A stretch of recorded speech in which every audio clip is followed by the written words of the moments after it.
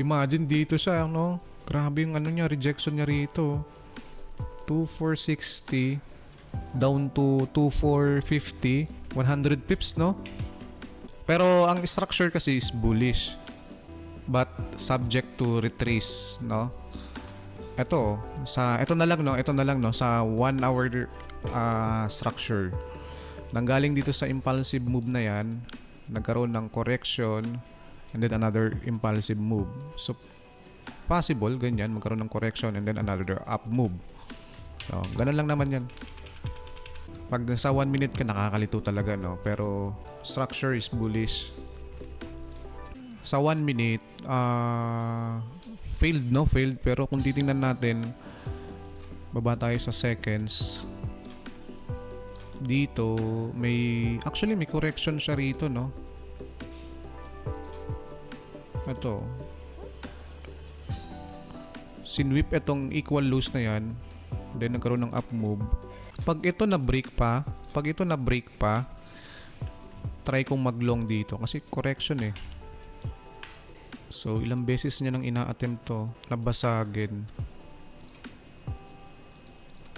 Actually dito nagkaroon ng deeper mitigation. Nagkaroon siya ng deeper mitigation dito.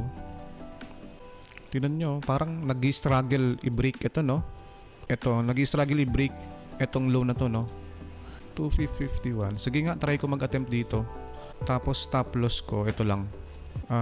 Very tight lang, just in case. Ito, 2448. Try ko lang mag-attempt. Very risky to, very risky. So, nag-buy ako rito. Ang entry ko is 245155, 2458. Yan, risky setup. Kasi dito, parang nag-i-struggle yung market dito na i-break itong low na to, no? Every time na balikan ito, hindi niya talaga kayang i-break, no? First attempt, hindi niya na-break. Second attempt, hindi niya na-break. Third attempt, hindi niya na-break. Nagkaroon lang ng mitigation dito sa, I think 15 seconds to na PUI. 30 seconds PUI. Ito, yung liquidity week na yan. 5 seconds, I think. Ayun, ito pala siya, no? Ito. Yan. Ang OB, ano? Very clear OB. Sige, abang na lang.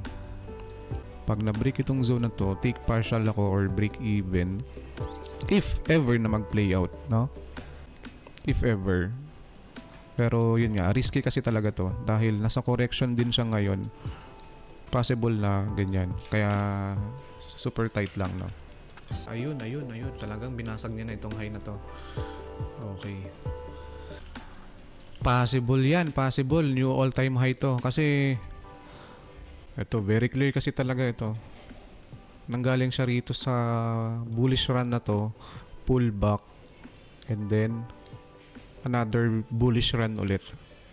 So possibly, no? Mabasag na talaga itong high na yan. Medyo nakisama yung market ng August 1 na. So, target smash, oh. Tatanggalin natin to. So, partial na natin to. Close natin yung yan. Tapos the rest. Yan. Para kahit bumaliktad, no regret na. Imagine dito siya, no? Grabe yung niya, rejection niya rito. 2460 down to 2450, 100 pips, no? Anyway, successful setup pa rin. Congrats sa lahat. Congrats sa lahat ng mga pumalo ngayon. No?